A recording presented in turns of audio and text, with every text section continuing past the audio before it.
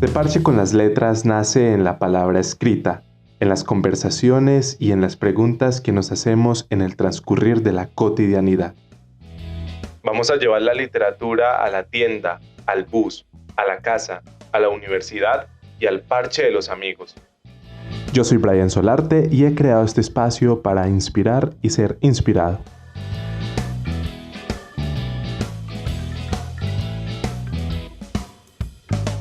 Hoy hablaremos con Juan Fernando Jaramillo sobre el universo de las literaturas digitales. Hola a todos, qué gusto saludarlos nuevamente. Gracias por acompañarnos aquí un rato a echar lengua. Gracias por parcharse con estas conversaciones.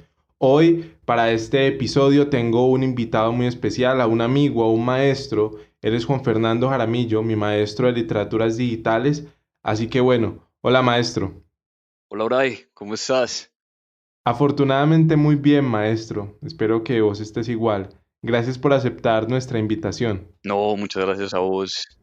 Bueno, contanos un poquito de vos. ¿Quién es Juan Fernando Jaramillo?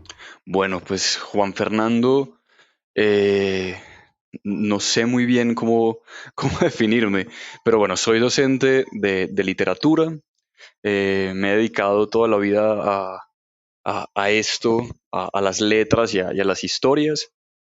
He tenido la posibilidad de publicar dos novelas y una antología de cuentos, entonces, bueno, como que mi vida se mueve ahí entre la escritura, la docencia y, y todo ese mundo de las letras.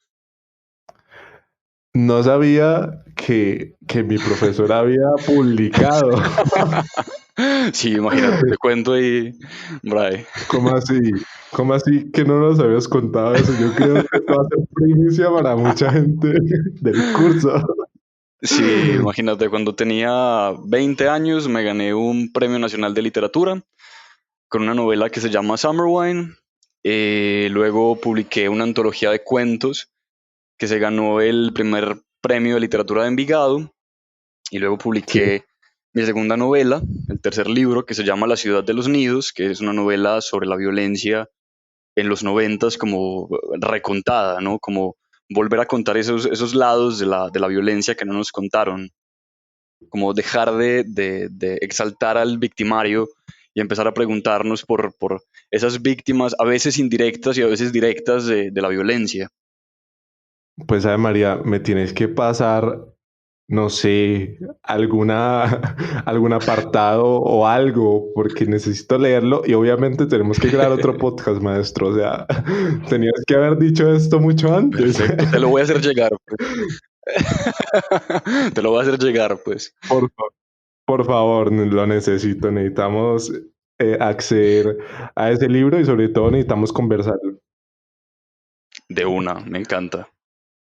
Bueno, maestro, a ver, pues ya saben, Juan Fernando es mi profesor, fue mi profesor de literaturas digitales, pero yo creo que seguiremos hablando muchísimo tiempo sobre letras.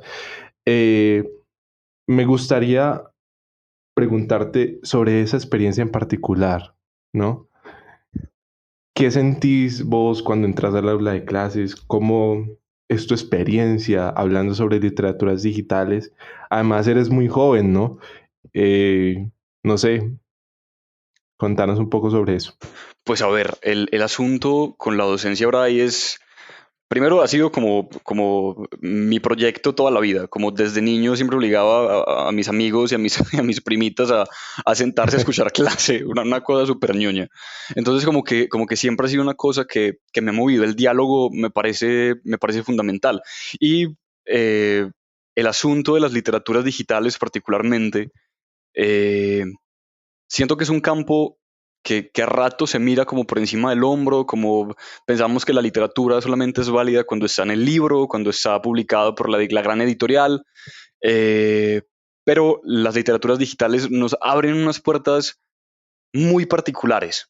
Esto que estamos haciendo acá, mientras ustedes nos escuchan allá en casa, mientras Brian y yo estamos hablando, ahí hay un movimiento y un intercambio de información fundamental. Entonces, Bray, tú tienes la página de Instagram del podcast, tienes un montón de gente que está pendiente y hay retroalimentación. Entonces, Siento que es esa evolución de la forma de narrar, de la forma de comunicar, y me apasiona un montón entender qué pasa en estos espacios digitales y en este contexto de lo virtual, porque, bueno, ahí vamos a estar hablando del concepto de lo virtual Ajá. que ya es suficientemente complejo. Bueno, maestro, ahora sí, ya obviamente se han hecho idea de lo que vamos a empezar a conversar, pero la pregunta que siempre hacemos al iniciar este podcast es, ¿qué tema nos vas a traer a la mesa? ¿Con qué autor? ¿Con qué libro? ¿Con qué movimiento nos vamos a tomar un café en este capítulo?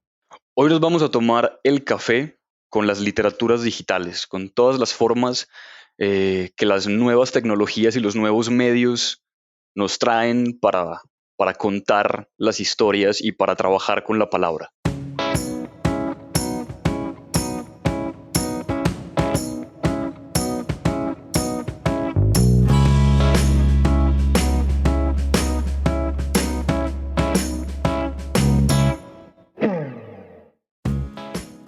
Perfecto. Yo creo que podemos empezar con la pregunta más básica, pero yo creo que es una pregunta de base, ¿no? ¿Qué entendemos por literaturas digitales o qué es literatura digital? Muy bien, ahí Brian, hay un asunto importante. La gente suele Ujú. pensar que literaturas digitales es simplemente un libro en Internet, ¿cierto? Como descargar el PDF o el EPUB y leerlo ahí en el celu o en el compu. Pero el concepto de literaturas digitales realmente trasciende esa definición y decimos que cuando aparece esa idea de lo digital, no solamente en literatura, sino en general en las humanidades, cuando aparece el concepto de las humanidades digitales, decimos es contenido creado específicamente para el espacio digital, para el espacio virtual, electrónico. Entonces, claro, podemos efectivamente escanear un libro, pasar un libro tradicional a un formato electrónico, pero eso no significa que eso sea literatura digital. La literatura digital nos va a implicar eh, una creación consciente en la red o en soportes electrónicos en general, ¿cierto? Pero una creación que está pensada para eso, como este podcast. Este podcast fue pensado originalmente para estar en la nube, en la red, ¿cierto? Entonces ahí hay una creación digital. Me llama mucho la atención esa palabra, ¿no? Creación consciente, ¿no? Porque solemos, digamos, cuando hablamos de literatura digitales pensamos en que es algo ahí y ya, o sea, por no ir más lejos, nos encontramos en redes sociales comentarios como que el contenido que se crea justamente para plataformas es un contenido basura y esto es algo que, digamos, se generaliza mucho porque encontramos en la red cosas muy, pero muy valiosas. ¿Qué nos dice la academia, los críticos sobre esto que llamamos literaturas digitales? Bueno, hay muchísimas visiones encontradas. Como te podrás imaginar, no es una crítica que tenga una gran tradición. No es una rama muy popular de la teoría literaria, de hecho. Eh, Está, por supuesto, este lado de la academia muy tradicional que nos dice, no debemos pensar en lo digital, eso no es literatura, pero por el otro lado está la rama que nos dice, hey, hay contenido valioso, hay formas de expresión que siguen siendo válidas para la literatura. Entonces, la crítica que está en contra, por supuesto, se va de la mano de lo que decías. Esto de no, eso es contenido basura, porque claro, en la red encontramos, seamos honestos, muchísimo contenido basura. Encontramos, solamente hace falta abrir TikTok para ver un montón de videos que no tienen relevancia, solamente basta con abrir Instagram para ver un montón de fotos de platos de comida. Eh, pero eso implicaría decir que todo lo que está impreso es valioso y tampoco es verdad. Entonces, el lado de la crítica que está a favor de las humanidades digitales dice, hey, es una forma del conocimiento humano, es una forma que tenemos para crear nuevos soportes nuevas estrategias para llegar a los lectores, para conservar el conocimiento, es decir, otra prótesis de la memoria. Eh, entonces, ese es como el lado de la crítica que a mí personalmente más me gusta y que más disfruto, y es aceptar y abrazar estas nuevas formas y entender que aquí también hay contenido valioso, que no es todo, por supuesto, así como no todo lo impreso es valioso. ¿Por qué crees que nos hemos apegado tanto a lo escrito, a lo impreso, ¿no? Digamos que se nos hace muy difícil pensar una literatura desde lo digital o en lo digital. Bueno, quizá tenga muchísima relación como con ese endiosamiento del papel, la sensación de tenerlo en la mano, que también termina siendo un asunto de bibliofilia más que realmente del contenido. Yo creo que alguna vez lo comentamos, y si no, pues lo voy a hacer al aire. Eh, Me he encontrado con mucha gente que estudia literatura, y solo con escucharlos, mi pensamiento es, pues no sé si lo tuyo realmente sea la literatura o la bibliotecología, porque tu obsesión es con el libro, con el objeto, no con el contenido del objeto, ¿no? Y ahí está la gran brecha. Cuando nos obsesionamos con el libro es solamente un asunto de bibliofilia, pero no sé si un asunto realmente de amor por la literatura. Entonces, eh, creo que hay mucha resistencia desde ahí. También hay una suerte de snobismo en la academia y en la literatura en general, eh, porque pensamos que como es tan democrático, es un asunto democratizado en su máxima expresión. Todos podemos subir contenido a las redes, todos podemos crear un blog, todos podemos montar videos en YouTube. Entonces, como no hay un arbitraje, entonces, esa democratización nos molesta porque estamos acostumbrados a, no, solamente pasan los que son aprobados por Penguin, solamente pasan los que están aprobados por no sé qué. Entonces, esta democratización nos pone en jaque esas formas de la, ¿cómo decirlo? Como de la autoridad literaria y académica, porque de repente se nos escapa de esa sensación. Entonces, siento que ahí reside como la resistencia.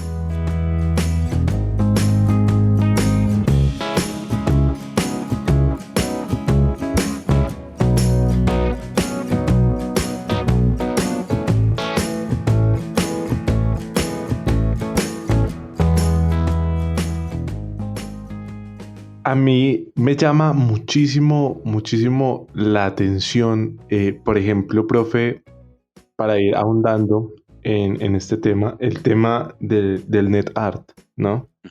Creo que es una expresión muy ligada a lo que hemos venido conversando, una expresión más que todo. Eh, ¿Qué es el net art? Contanos un poquito sobre el net art.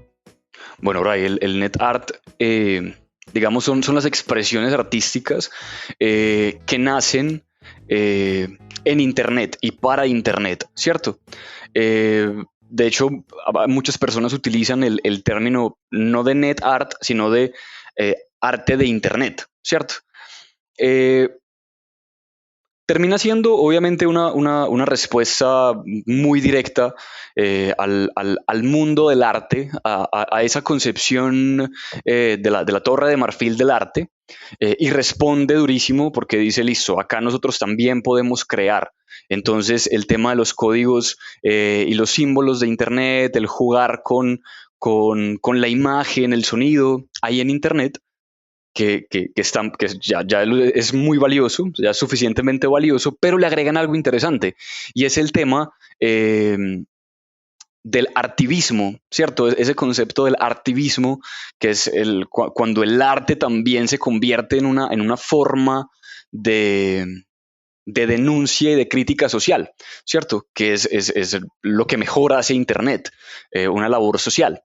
Entonces, el net art está muy ligado, por ejemplo, a la cultura de los hackers, está muy ligado al feminismo, en su rama de ciberfeminismo, a los ciberqueer y a todo lo que ocurre en Internet. Y son un montón de personas entonces creando arte. Si ustedes lo buscan ahí de repente en el cel o en el compu, las expresiones de NetArt al principio son chocantes porque uno dice como no entiendo por qué esta cosa se mueve todo el tiempo, pero claro, es que son las nuevas formas, es el nuevo lenguaje del arte, pero esta vez en Internet. Y ahí es donde está el valor del NetArt. No sé, Bray, eh, ¿qué te llama la atención del NetArt? ¿Qué es lo que más te llama la atención de eso? Yo creo que la forma de creación, ¿sí me entendés? Ujú. Como hay una nueva forma de creación y eso es como, parce, realmente estamos, no sé, avanzando, estamos pensando en nuevas cosas, estamos creando cosas que tal vez nunca pensamos que íbamos a llegar a crear. Hay nuevos espacios donde podemos crear. Justamente en eso estaba pensando. ¿Qué implicaciones tiene estas nuevas formas de crear, si las hay, digamos, directamente en el contenido? Porque a veces encontramos cosas muy desautomatizantes en Internet, ¿no? Ujú. Justamente con lo que hablabas del NetArt. No sé si hay en esas formas de creación, hay implicaciones, no sé. Yo creo que podemos ahondar mucho más en el tema de formas de crear. Claro, Bray, hay un asunto muy complejo que tocas. Yo creo que aquí tendremos que hacer como esa distinción entre la idea sí, de la forma y del contenido, ¿cierto? En términos muy formales, pues, pero cuando vamos a preguntarnos por la forma, vámonos a un libro normal, tradicional, mejor dicho. Vámonos a María. María, una novela, entre otras cosas, extensa, pues no es el gran mamotreto, pero pues es una novela extensa que está hecha para ser leída de principio a fin, ¿cierto? Normal, una forma tradicional, una Sí, forma lineal. Luego nos vamos a Internet. Una cosa es que digitalicemos María y que tengamos un PDF que también va a ser leído de forma lineal, de forma tradicional. Otra es cuando ya hablamos de una creación digital, de una creación electrónica, eh, y entendemos que una página interactiva, por ejemplo, eh, difícilmente va a atrapar al lector con esa gran cantidad de texto. Es decir, el lector no va a poder integrarse en una linealidad absoluta porque, vamos a ser honestos, uno ni siquiera lee los artículos de Wikipedia completos. Uno los esquimea, de repente lee lo que más le interesa, salta al pedacito de la página de Wikipedia que más le le va a interesa. buscar. Ah, exactamente. Pero uno no va a leer la página de Wikipedia entera porque además son como 800 scrolls. Entonces, eso nos demuestra que los grandes bloques de texto para la Internet son un problema, pero un problema que también busca resolver. ¿Y de qué forma lo resuelve? Desde la hipertextualidad. Entonces, si me preguntas cuál es el gran momento de la forma, eh, para las literaturas digitales es la hipertextualidad, es decir, que podamos hacer clic en un vínculo y yo pueda acceder a otra parte del texto. El texto se fragmenta. Yo ya no soy un lector lineal que va del principio del texto al fin del texto, sino que yo tengo la posibilidad de saltar entre fragmentos, porque además cada fragmento es autocontenido. O sea, yo puedo leer al azar y puedo tomar desde ahí. Eso es un asunto no exclusivo del mundo digital, porque el papel también lo ha hecho. Para la muestra Nicolás Oskun, por ejemplo.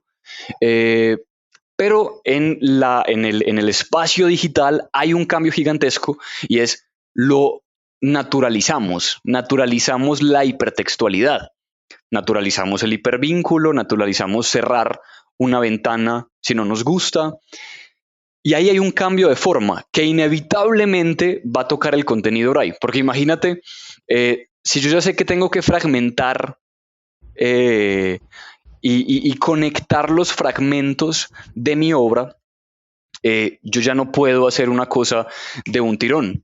Yo tengo que hacer una cosa a largo aliento. Por ejemplo, Uray, tú eres youtuber, podcaster, tuitero, instagramer. Entonces son como un montón de Urays que están ahí en el ciberespacio conectándose. porque además yo puedo acceder a tu podcast desde tu cuenta de Instagram, puedo acceder a tu Twitter a partir de tu podcast, y entonces el contenido comienza a diseminarse y comenzamos a entender otras formas del contenido. O sea, el contenido sí termina estando ligado al principio de la forma.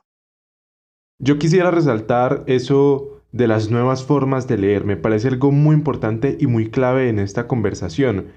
También hablamos de que el papel también lo ha hecho, ¿no? Para la muestra un botón rayuela y se me viene ahora a la mente el Ujú. capítulo 34, en donde encontramos dos historias en el que leemos saltando entre líneas. Resulta entonces muy interesante esto de las nuevas formas de leer. En Internet claramente hay una nueva manera de leer. Entonces hablemos de la hipertextualidad, porque considero que la literatura digital debe sacar muchísimo provecho de esto de la hipertextualidad, por no decir que la hipertextualidad claramente es el núcleo de la literatura digital. Completamente, Bray. A ver, pongamos en este momento el ejemplo del podcast. Vamos a suponer que alguien nos está escuchando en este momento desde Spotify.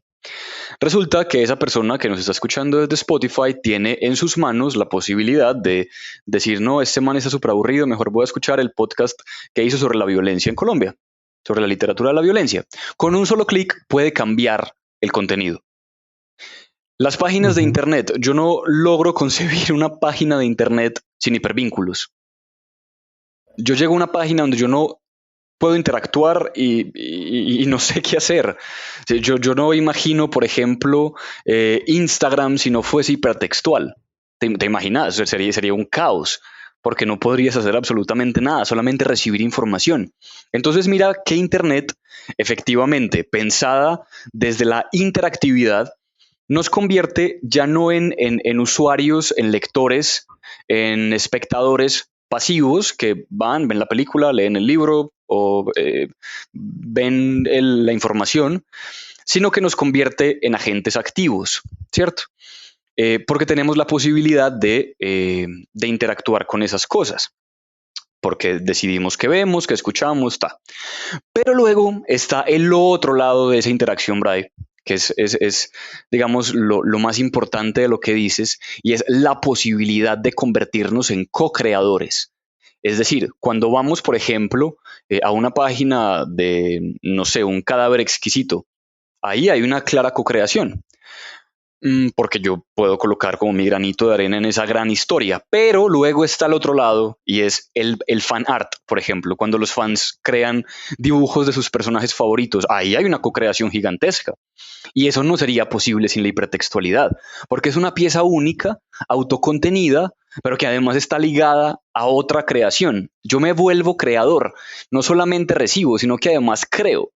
Y eso yo creo que es de esos logros gigantescos de la hipertextualidad. Sí, y justamente yo en clase te daba el ejemplo de los youtubers, ¿no? Ujú.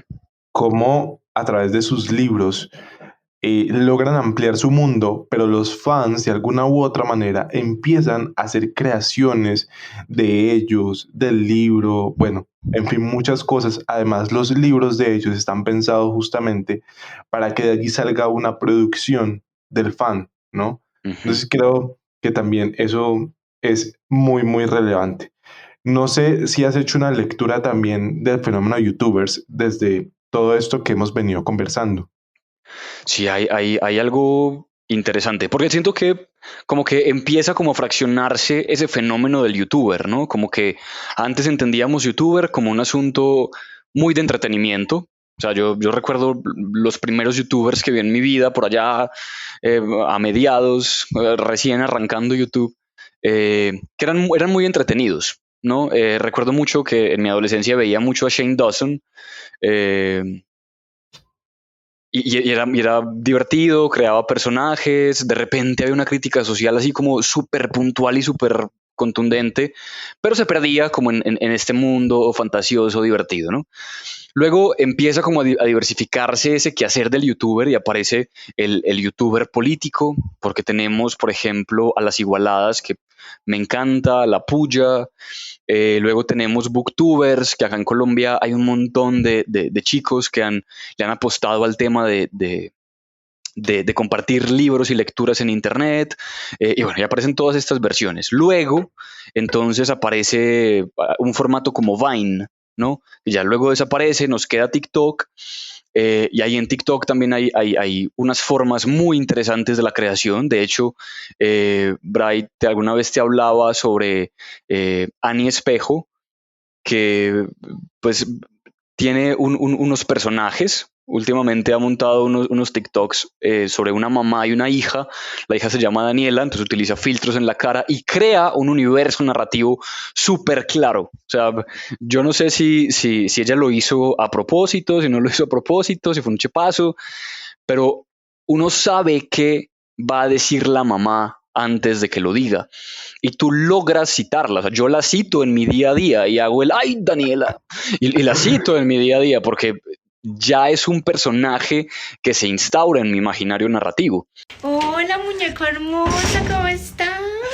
Hola, mami. Mira, te presento un amigo. Hola. Hola, ¿cómo estás? Muy bien. Ay, qué ternura. Es hermosa, ¿cierto? Ay, ¿Cómo es te una llamas? Me llamo Daniela. Estás muy linda. Mami, es que yo ¿Qué, Es muñeca? que yo no arreglaba la cocina. Ay, muñeca, tú no te estreses por eso, que ahorita yo en un momentico la arreglo. Y pensé que te ibas a poner de mal genio. Tú deberías venir todos los días. Daniela, no lo molestes. ¿Te molesta que te haga preguntas? ¿No, linda? Que no lo molestes. Ay, que no le molesta. Es que por eso se fue mi papá, porque ella es de muy mal genio. Ay, muñeco, ve por el cuarto. ¡Ay, no me pellizques! ¿Quién te está pellizcando? Uy, yo, mejor no. No, ¿por qué te vas? ¿Te caíste o te fue muy duro? Perdóname, no le hagas caso, que es que ella está molestando. Ven, muñeca, que vamos a comer. Ay, mami, pero yo no puse a descongelar la carne. Ay, muñeca, no vamos a cocinar, vamos a pedir un domicilio. Ay, me tiene mamá, espera.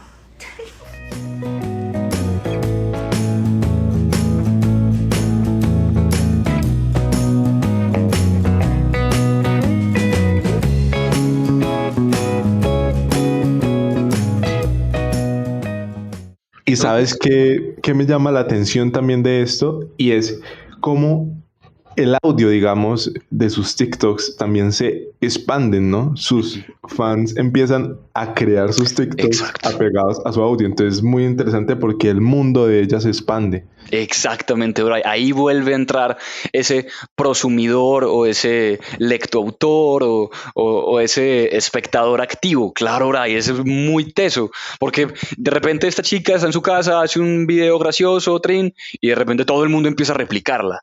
Y ahí hay una cosa de feedback impresionante, porque no es la primera vez que ocurre. Recuerden que cuando se escribe el Quijote, este personaje misterioso de Avellaneda también escribe su Quijote apócrifo. También hay fans que hacen fanart, ¿no? De una forma curiosa, pero toda la vida ha existido el fanart.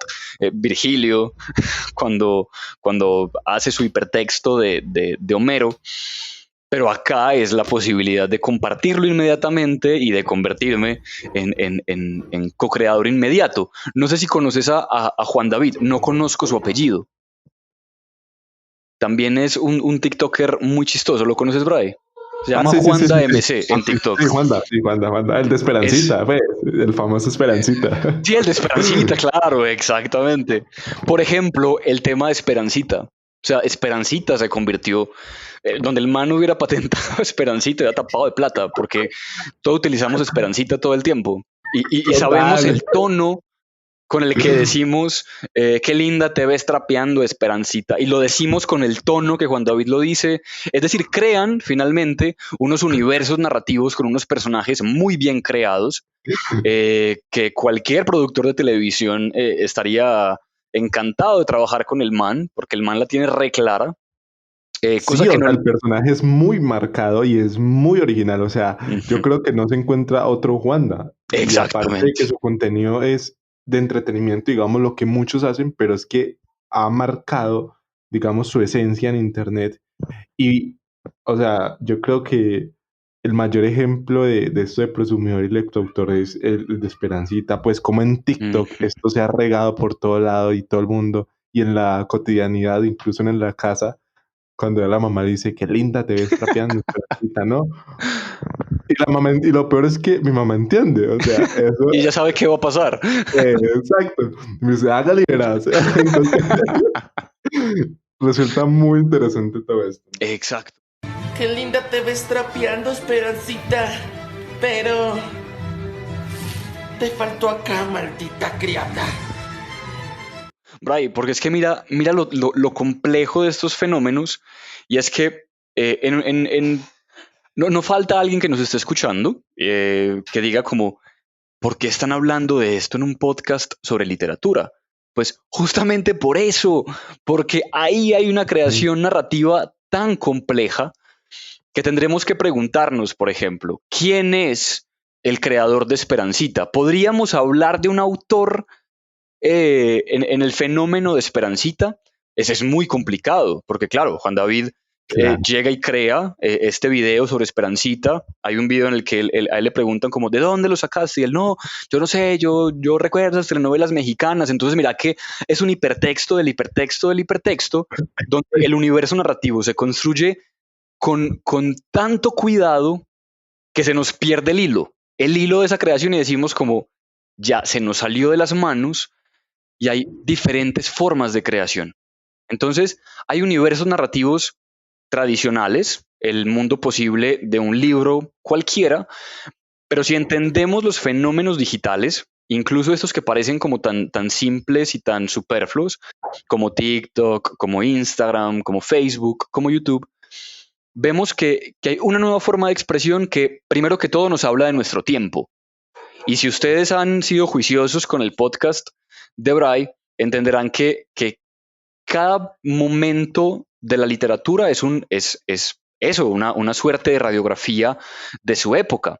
No es que sea un espejo, porque la teoría del espejo me parece ya demasiado de los pelos, pero sí es un reflejo de nuestra época. Es decir, eso es lo que nosotros creamos hoy. Eh, que en 100 años todavía vaya a existir, quizá no como creaciones, pero sí como formas de estudio. Muy probablemente, porque ya está ocurriendo hoy, vamos a estudiar estos fenómenos a la luz de la academia. Los memes, Dios mío, los memes son la cosa más semiótica del mundo. O sea, una clase hoy de semiótica y semiología que no trabaja los memes está mandada a recoger, porque no cualquiera hace memes, o me equivoco. No cualquiera hace memes, hay que entender un contexto gigantesco cuando hablamos de memes. Los memes son una producción simbólica impresionante. Bueno, aprovecho para decirles que cuando salga este capítulo del podcast van a tener ustedes en nuestras redes sociales el ejemplo de que conversaba con el profe antes de empezar a grabar, que es el de Elmo, ¿no? Mm. Y podemos, yo creo, hablar de ese meme, ¿no? Que justamente es replicado en las... Yo no diría replicado, yo creo que se ve muy natural, ¿no? Yo creo que el man no se paró y dijo como, tómeme la foto aquí. Yo creo que salió de una manera muy espontánea y justamente en unas marchas. No sé, hablemos un poco sobre eso. Sí, es muy complejo, porque además nace como de este meme tradicional de Elmo, además un Elmo súper tierno, que siempre dice como, quiero ver el mundo arder y no sé qué. Y de repente alguien aparece con esa máscara de Elmo. Te refieres a ese, ¿verdad? Sí, sí. A este man que además está haciendo activismo. O sea, miren lo complejo del activismo en redes, y es la gente le presta atención a esta fotografía de este man con las llamas atrás, porque tiene la máscara de Elmo, de Elmo, y sabemos a qué está haciendo referencia. Entonces, esa foto no tendría relevancia si no fuese por las redes sociales, si no fuese por toda la construcción de las formas digitales del conocimiento, ¿cierto? Ahí hay algo muy denso. Miremos, bueno, esto ocurrió en estos días de grabación, eh, Ajá. el tema de las marchas por los derechos de la población afro, ¿cierto? Entonces, todo el mundo publica en Instagram y en todas partes una imagen negra, completamente en negro, colocando como Black Lives Matter o Lives Matter y todo el asunto. Esa es una forma de artivismo. ¿Por qué podemos decir que es una forma de artivismo? Porque tiene un nivel de abstracción tal que todos lo entendemos sin una palabra. Porque todos sabemos que no solamente nos está hablando de un color de piel, ¿cierto? Que ya hace referencia al tema del color de piel negro, pero también nos está hablando directamente de el silencio que se guarda. Yo no voy a decir nada más, solamente voy a colocar esta imagen negra en mi Instagram y ya sé exactamente de qué estoy hablando. Es una forma de artivismo.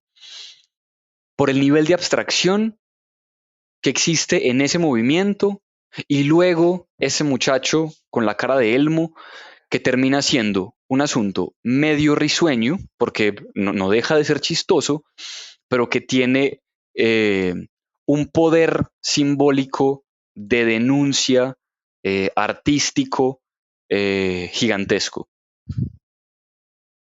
Y me llama muchísimo la atención es que la gente empieza a ver ese meme, digamos, un poco también como, no sé, como un eslogan de lo que se quiere decir, ¿no? La gente empieza a compartir como esto es lo que está pasando, ¿sí? Y justamente quería recuperar eso que venías diciendo, o sea, entendemos esa foto, entendemos lo que está pasando en esa foto, porque está relacionado con el meme, ¿no? Porque conocemos el meme, ¿no? Entonces creo que esa relación es muy chimba y al final termina dejándonos un mensaje gigante. Yo creo que podemos avanzar, podemos ir a otro tema, podemos ir a hablar de videojuegos. En clase, justamente en un trabajo hacías una pregunta, y era que si los videojuegos son literatura, ¿no? Yo, de una manera muy apasionada, muy, sí, me cogía los pelos, ya al final yo dije, parce, eso es literatura, porque finalmente su núcleo es literatura, y bueno, hacía el berrinche del siglo en el escrito. Así que bueno, cambiemos de roles. Ahorita yo te pregunto, ¿son una literatura? Ay, Dios mío. Bueno, quizá la pregunta que les hacía en clase tenía mucho que ver con que yo no sé, que es una pregunta tan compleja. Porque, a ver, cuando hablamos de literatura, ¿de qué estamos hablando? Empezando por ahí, ¿cierto? Si uno se va por allá a Eagleton, cuando se pregunta qué es la literatura, entonces dice, puede ser esto, no, no puede ser esto, puede ser esto, no, no puede ser esto. Y que al final nos dice, la literatura es un fenómeno dinámico que tiene muchísimo que ver con su evolución y con su transformación contextual. Porque además, obviamente, Eagleton es marxista, entonces obviamente él va a dar una respuesta muy ligada al asunto político y marxista. Eh, pero eso nos funciona muy bien para intentar respondernos esa pregunta por los videojuegos y es claro, ahí hay una transformación del acto de contar, porque entonces diríamos, por ejemplo, que literatura solamente es lo que está escrito en palabras. Entonces ahí tendríamos que entrar a decir, ¿y qué pasa con las oralituras? ¿Cierto? Hay muchísimos detractores del concepto literatura oral. A mí me encanta, me parece un concepto que reivindica, bueno, yo no sé si estoy sonando muy a epistemologías del sur, pero que reivindica también unas tradiciones distintas. Eso obviamente no justifica al videojuego como literatura, pero sí nos coloca sobre la mesa la pregunta, listo, entonces, ¿qué pasa con esas formas de contar? Entonces ahí, Bray, te, te vuelvo a repetir esa frase. Muy bien. Entonces ahí, Bray, nos enfrentamos como a dos visiones. Uno es la visión de la narratología tradicional, ¿cierto? Del estudio narrativo tradicional y del estudio del acto del juego, ¿cierto? Que es la ludología.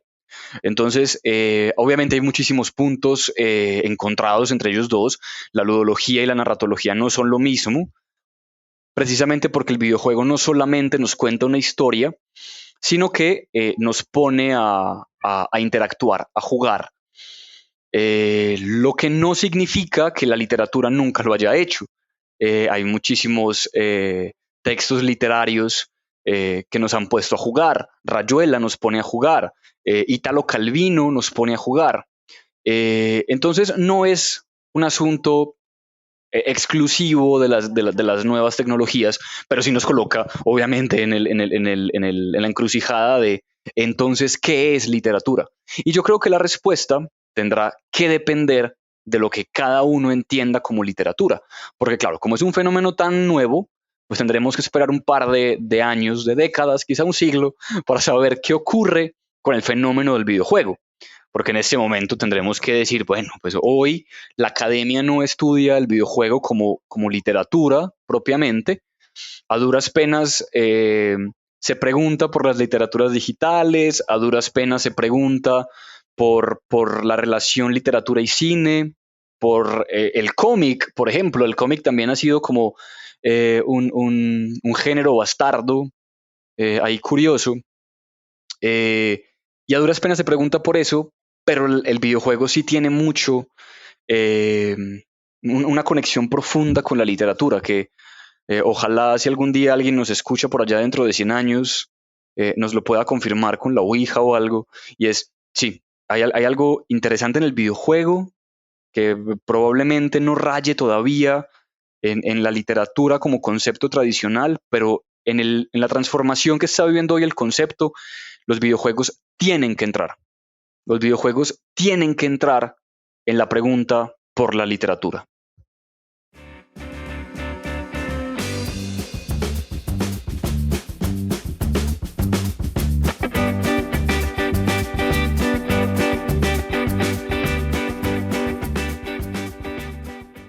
Eh, no sé, yo, por ejemplo, te contaba en la respuesta que te entregué en el curso, y creo que en clase también hablamos sobre el dios de la guerra, ¿no? Ujú. Que está pensado justamente desde unas historias, digamos, así de una manera muy vaga, literarias, y que justamente yo consideraba que porque se parte de ese núcleo, de esa historia, hay algo de literatura ahí. También, no sé, podemos pensar un poco sobre quién juega, ¿no? Ujú. Digamos, sobre el receptor. Eh, ¿Cómo ves tú esa figura? El hecho de la interacción, el hecho de entender, de leer el videojuego, ¿no? Hay, hay algo muy bacano e igualmente complejo, ¿cierto? Precisamente por el nivel de interacción que existe en el videojuego, hay videojuegos que permiten una interacción gigantesca. Hablábamos alguna vez de Detroit, que, que te permite construir tu historia desde, desde las decisiones que tomes dentro del juego. Entonces, ahí entraría otra gran pregunta, si nos preguntamos por ese receptor, y es, listo, obviamente abrirle la puerta a el videojuego es literatura, implicaría abrirle la puerta, por ejemplo, a decir que el cómic es literatura, que digamos es un poco más aceptado, pero que el cine también es literatura, que la música es literatura, ¿cierto? Por ejemplo, todo el revuelo que hubo cuando le dieron el Nobel a Bob Dylan, ¿cierto? Que todos decían como, pero ¿por qué Bob Dylan? Bob Dylan es un músico, no propiamente un poeta. Entonces, porque también tendremos que preguntarnos, listo, ¿qué pasa si le dan el Nobel, por ejemplo, al escritor del Dios de la Guerra? ¿Vos qué pensarías por ahí? Pues obviamente, pues obviamente uno diría como, ajá, ¿y aquí qué pasó? Sí, es como, ok, interesante pues, porque uno puede conocer el videojuego, pero yo creo que uno esperaría otro tipo de cosa, ¿no? Ujú. No sé, va por ahí. Yo creo, es que yo sigo pensando que nos es muy difícil entender este nuevo tipo de dinámicas, ¿no? Sí. Bueno, y es natural, o sea, Ujú. también pensar eh, que hay una tradición muy grande, la mayoría de generaciones sobre la Tierra hoy se criaron a partir de lo análogo, Apenas nosotros empezamos como a explorar eso y los que vienen después de nosotros ya nacieron ahí. Entonces, eh, entonces siento que también es la resistencia entonces se va a perder lo que se ha hecho hasta ahora, entonces ya la literatura no va a existir. No, no, calma. Se ha dicho lo mismo como desde que nació la literatura, que se iba a morir, la muerte del libro. Es como, no, no, es que se trata de entender de dónde venimos, pero también entender que hay un camino por delante, porque negarle la posibilidad, al menos al diálogo, o sea, que nos sentemos aquí hoy y nos preguntemos, ¿los videojuegos son literatura? Ya es un avance, porque negarle la posibilidad de este diálogo, Bray, implicaría decir la literatura ha terminado, es decir, la literatura no tiene más para dónde moverse. Claro. Y eso es imposible. O sea, si la literatura no se mueve, entonces ¿qué? O sea, ¿qué pasa con todo lo que tiene el hecho literario por delante? ¿Cierto? Entonces, abrir la posibilidad a la pregunta, porque quizá nunca lleguemos a la respuesta, eso no creo que sea jurisdicción de nuestra generación, tendrán que pasar bastantes años, pero abrir la puerta a la pregunta es entender el dinamismo de la literatura. Hoy hablar de literaturas digitales es poder entender que la literatura se mueve, que la literatura evoluciona, porque si no, estaríamos ahí sí llegando a la muerte del libro. Maestro, eh, pensemos ahora, y muy ligado a lo que veníamos conversando también en esto del lectoautor, en la figura del autor, ¿no? Uh-huh. Redes sociales, de alguna u otra manera, nos dan un perfil, ¿no? Pero pues ese perfil dice algo de nosotros, más no dice de nosotros, ¿no? Sí. Cómo estas nuevas dinámicas de Internet, no sé, cómo se mira desde estas dinámicas la figura del autor, o la figura, digamos, de quien escribe, de quien crea. La figura del autor, en este caso, se transforma muchísimo, ¿cierto? Porque luego parece que no hablásemos de autor, sino que hablásemos de una pequeña celebridad, ¿no? Entonces, también es la queja de la academia sobre lo que ocurre en lo virtual, ¿no? La creación de pequeñas celebridades, los influencers, bla, bla, bla. Pero por supuesto no dicen nada cuando la gente le hace calle de honor a Borges, a Neruda, cuando la gente hace filas de 4 horas para que Vargas Llosa le firme un libro, ¿cierto? Ahí sí no hay ningún problema. Entonces, en fin, la hipocresía, como dice el nuevo meme. Inevitablemente eso crea pequeñas celebridades, ¿cierto? Porque finalmente son actos culturales.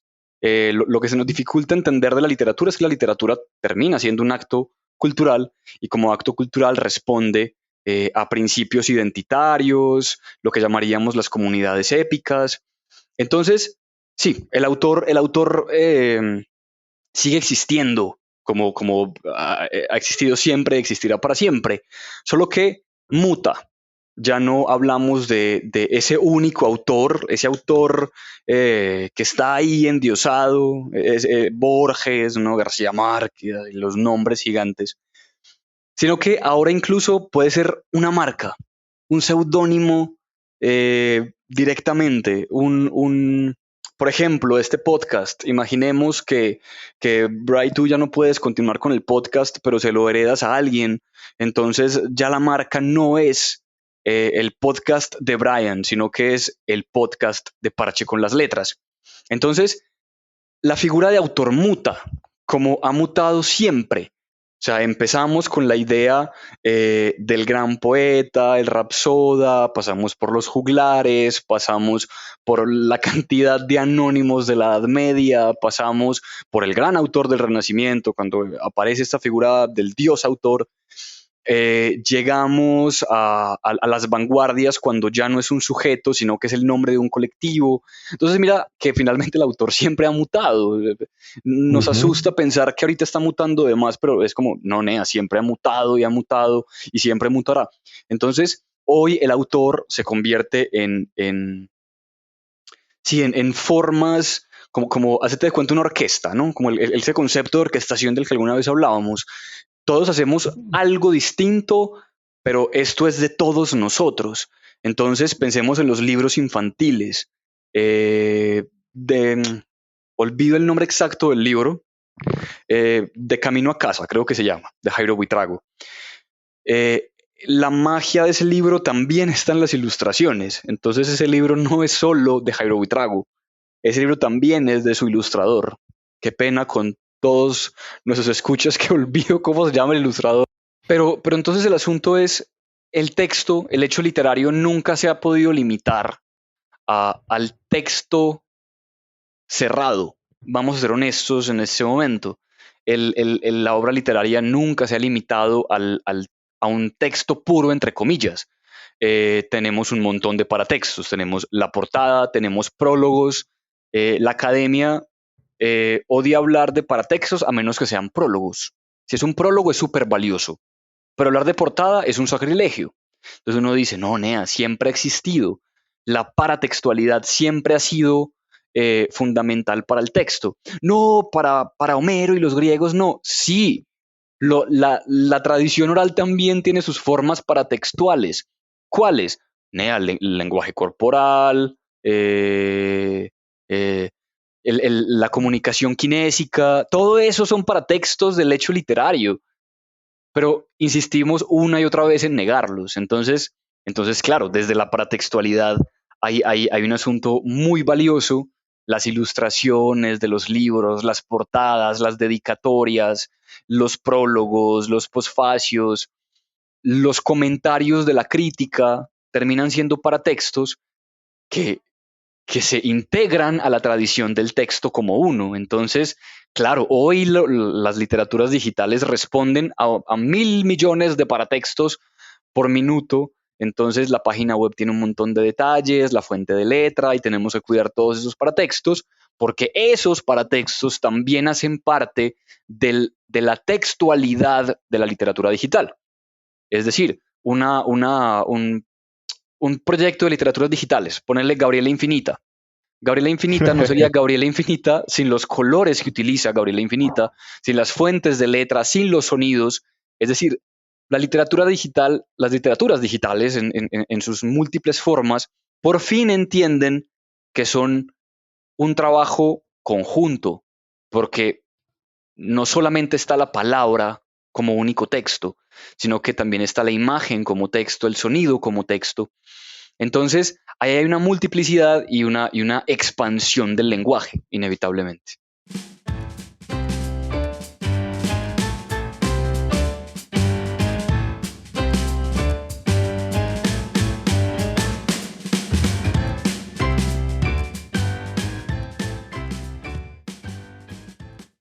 Maestro, la gran reflexión, la gran pregunta que me he hecho estos días o en lo que he pensado en los últimos días, eh, literaturas digitales en tiempos de COVID-19, en tiempos de pandemia, de encierro. Excelente lo que estás diciendo, Bray, porque estos tiempos de pandemia sin las formas de las humanidades digitales serían un infierno. ¿Te imaginas pasar cuarentena sin un libro, sin una película, sin música, sin redes sociales? Sería un infierno absoluto. Hoy las literaturas digitales, hoy estamos hablando de junio de 2020, si nos escuchan por allá en el 2022, acuérdense el momento de la pandemia, el primer año de la pandemia. Hoy esas literaturas digitales están salvando la patria de muchísimas personas. ¿Por qué, Bray? Porque resulta que no todo el mundo es amante, por ejemplo, de leer una novela tradicional, ¿cierto? Pero de repente sí le gustan las historias de Twitter. Por ejemplo, yo no he visto a nadie quejarse de un hilo de Twitter bien bacano.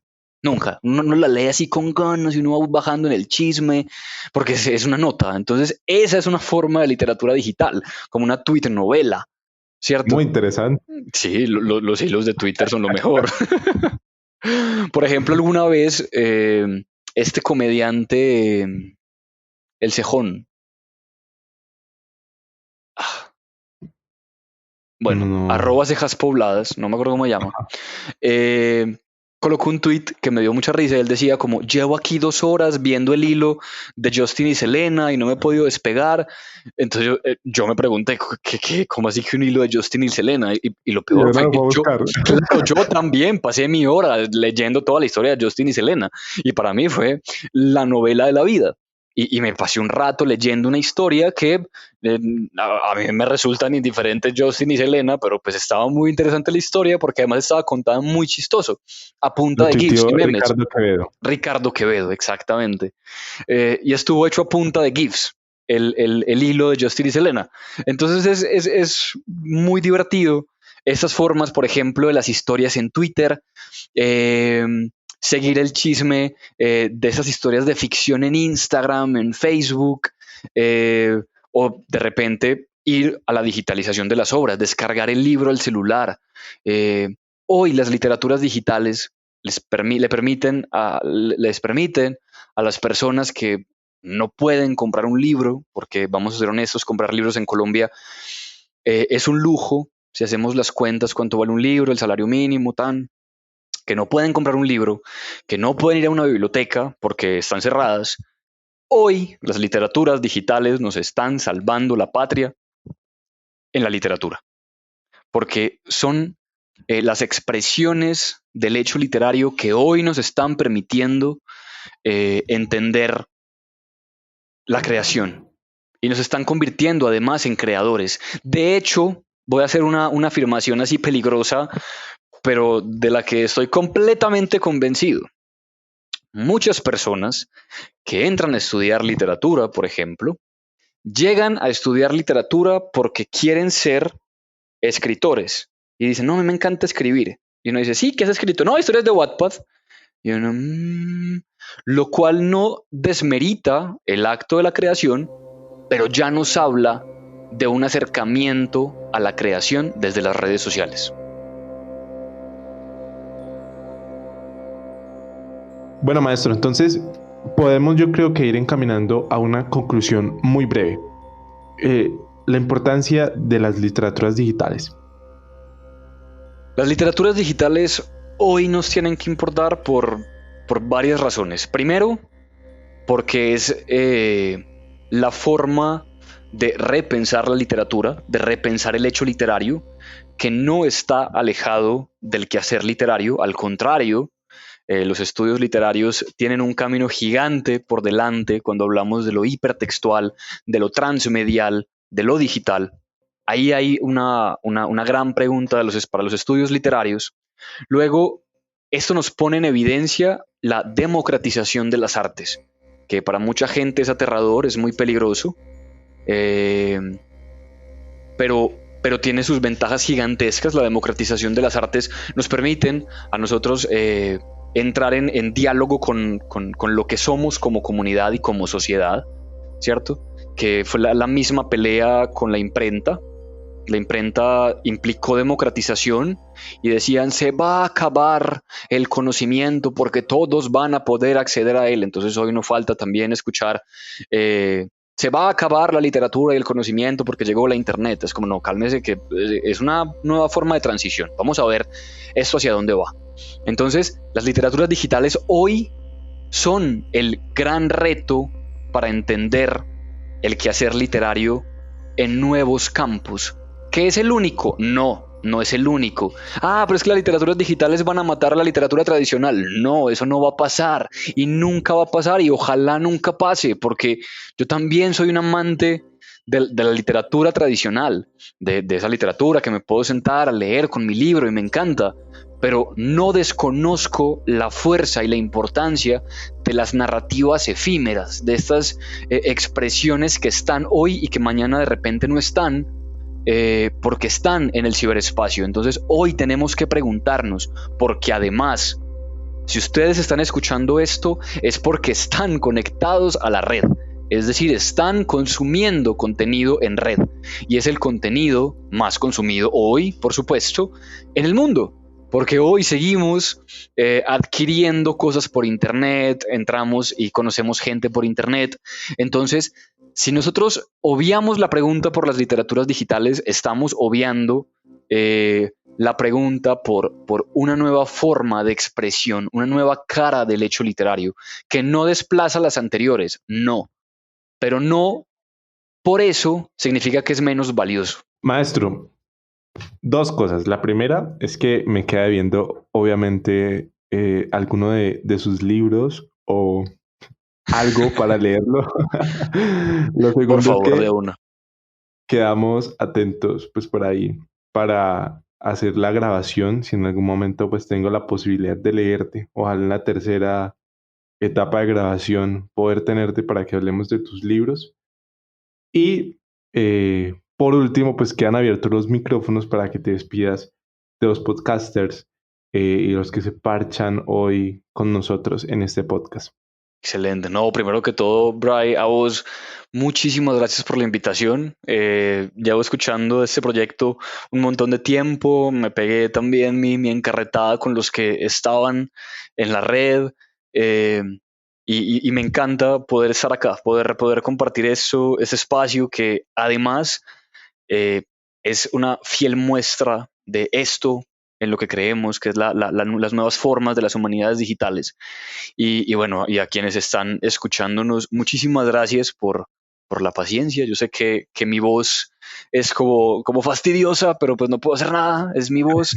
Muchas gracias por habernos escuchado hasta el final. Y me encanta estar acá y poder conversar, Bray, porque además te admiro un montón. Gracias, maestro. Para mí es un honor tenerte aquí, escucharte justamente en este capítulo. Gracias a ustedes por estar conectados. Recuerden seguirnos en Instagram, @deparche con las letras. Maestro, usted ya nos siguió en Instagram, ya nos recomendó. Oh, no, ya mismo, en este momento, voy a hacer todo el proceso y a compartir la historia, carajo. Yo soy Brian Solarte, les agradecemos por escucharnos. Recuerden compartir este capítulo en todas sus redes sociales para que más personas se unan al parche. Además, nos pueden seguir en Instagram, @deparche con las letras y en todas las plataformas de audio como Deparche con las letras. Nos escuchamos la próxima semana.